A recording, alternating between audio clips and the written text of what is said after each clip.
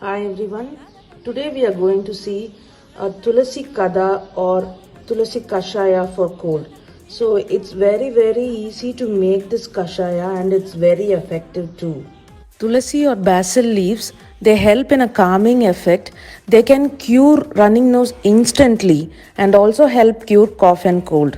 Pepper helps in fighting against infections and it's an excellent anti-inflammatory agent. Jaggery provides warmth to the body and it's an excellent remedy to seasonal cough and cold.